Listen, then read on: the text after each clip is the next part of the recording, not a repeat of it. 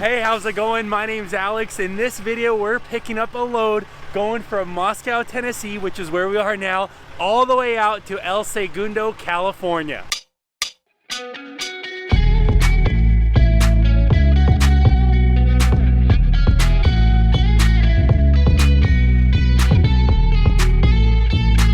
Here's the load. Oh my goodness, it's so difficult. The MPG. I go from containers to this. I'm gonna be thrilled. This is fantastic. But a couple of pro tips. Pro tip number one, when you're putting your straps over your load, you wanna look for the places that are like sturdier. And so usually if you have like a cross member like this right here, you wanna try to throw your straps somewhere over there. And so like on these ones up here, instead of putting the straps right here, you want to put it where the cross members are, right? So that's pro tip number one. Number two is when your pallets are super close or your product is super close to your ratchets, you want to make sure your ratchet isn't hitting your product. This metal can damage it. And so what you do sometimes is you can wrap it twice around your rub rail instead of once like normal, or you can, even if you need even more space, you can go to your frame under here.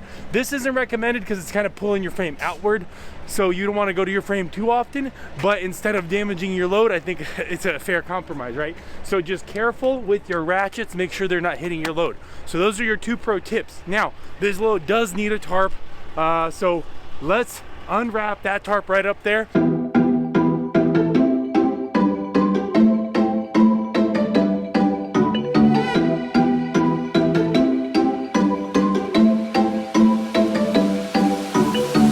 So the very nice driver or employee, I wasn't sure who that was, politely came up to me and asked, hey, can you back up a little bit so that he can back in to and park or drop the tanker? And so I backed out of the way, so I had to finish the tarping off camera. Make sure you always double check before you leave. Like my ramps aren't tied down because I gotta get the tarp out of there. But make sure you always double check your walk around before you leave, or else you have stuff flying off. So, but yeah, that's literally the last thing, just the ramp. But this is just a hair under 5,000 pounds, it said, and it's 3 pallets, super awesome. As you saw, he put it right up there on the top, which I thought was super cool, because now I have one tarp covered the whole load, which is just awesome, just plain awesome. And my time lapse was actually only 18 minutes long, which for 18 minutes, is this not a fast tarp job or what? So anyways, let's tie down the ramps again, yet again, they're in the way, and let's hit the road.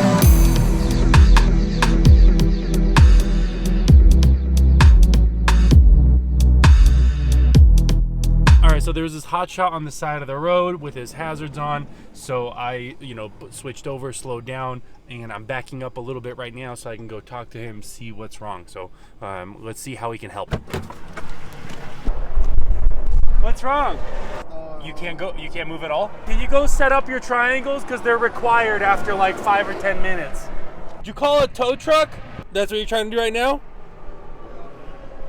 Okay, because your transmission is totally busted. All right, well, it looks like that guy lost his transmission, and there was just that big old crack right there in the housing, or the transfer case, I mean, or the transmission case, I guess. Maybe, is that the right way? So I told him to disconnect the drive shaft so that when the tow truck gets there, he can just hook up, or when the wrecker gets there, they can just hook up and pull him down the road. I'm done with survey. Oh, really? Yeah. No, I was laid off from my other job and then had to move back home, which is here. And then I got hired here. So. I have an extra one of these. It's a $200 gift card to Pilot. It's an extra one. I don't need it. You can have it though. Really? Yeah. It's just $200, so it's. So I don't know, maybe for some fuel or something. Yeah, that's a lot of gas. Yeah. I'm gonna go cry now. No, stop it. It's all right. It's just an extra one that I had. So I don't know if you heard that, but the girl said she got laid off from her other job and she had to move back with her parents, or back home, I believe is what she said. These gift cards, by the way, that I have to Pilot Flying J, RTS sent me a bunch of them because you guys use the link in the description to sign up for a factoring and fuel card with RTS. And they sent me a whole bunch. Like, I think I have like 9 right now. And so there's $200 on each gift card. So it's like, $1,800 that I'm going to be giving out over the course of the next videos, just to, it's like, what do I need it for? I know there's people in much greater need than me. So, well, good morning. We are here. This is the Chevron, or the Chevron refinery in El Segundo. California, so that's pretty cool actually. And we're just gonna get unloaded really fast, and then we gotta start looking for a load back because I already have a direct customer load back in Texas that we gotta head back to. So let's get unloaded real quick and then hit the road. By the way, to everyone that keeps saying, oh Alex, you're not a real hotshot anymore. Yeah, look at me now, okay? We're at Chevron, that's oil and gas. It's a hotshot load on a hotshot truck. Boom, real hotshot. How do you like me now? Yeah. On a more serious note though, guys, you can't build a business on hotshot loads that happen once every 6 months. You know what I mean? Ultimately. So unfortunately, if you are getting into hotshot, get used to like partialing, LTL, stuff like that. Just because this stuff, it just doesn't exist enough. But let's get into what this load paid. What's the rate per mile? Let's jump into the truck and talk about it. All right, so here's that rate confirmation. You can see right here, $3,700. And this is the one from 38057 to 90245, which is the Tennessee to California load. And when you route it out, actually right here, Moscow, Tennessee, 38057 to El Segundo, like I said, 90245. It is, now I went through the bottom route just because I was worried about the snow in Arizona and New Mexico on I-40, so I didn't want to go through I-40, so I went through the bottom, and so it was the right here, the 1948 on the miles from zip code to zip code. So $3,700 on 1,948 miles. That does give us a rate per mile of $1.89, and that's actually pretty good. It's a really solid rate per mile. You know, I mean, going into California, you hope for better, but for one pick, one drop, easy load, quick tarp, it's actually not that bad at all. Now, but the thing is, you guys ask all the time, Alex, how much do you actually make? And so we can break down two of some of the larger expenses, right? So first expense is the dispatcher booked this load, really good load, so he booked it, totally awesome, but he charges 15%. So 15% from $3,700 is $555. And so when you subtract the rate from, when you do the rate per mile after the dispatch percentage, it comes out $1.61, not $1.89. So after the dispatcher, it's now $1.61.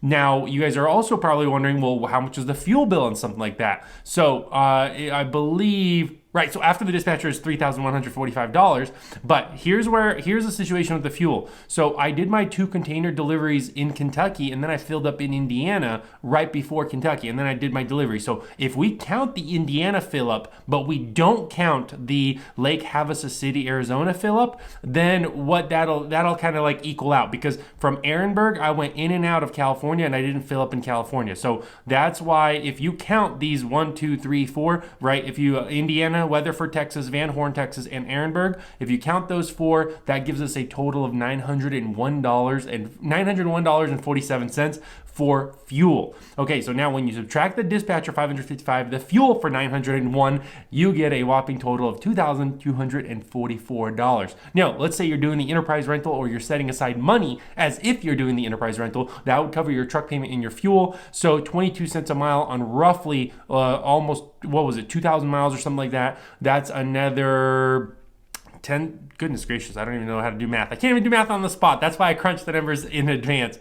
But it was right here. So yeah, 19, so call it 2,000 miles. That's $200. And so that'd be $400 just for this week you'd want to set aside. And if we are at already $2,200 roughly, let's say you set aside $450 for your truck payment and truck maintenance, that puts you at like $1,800. Now, I forgot how long this exactly took me to get out there. I think it was like 3 days, because I picked up the first, and I don't know, I delivered the next morning, so it was the 4th day in the morning, something like that. So really not bad. And then I did get a load out of California, but that'll be in the next video. So really not bad, all things considered. $1,800 quick, you know what I mean? So that's pretty awesome. So I hope that kind of sheds a little light on the expenses of the business, stuff like that. I look forward to your comments down below. Let me know what you think, and I'll see you in the next video. Bye.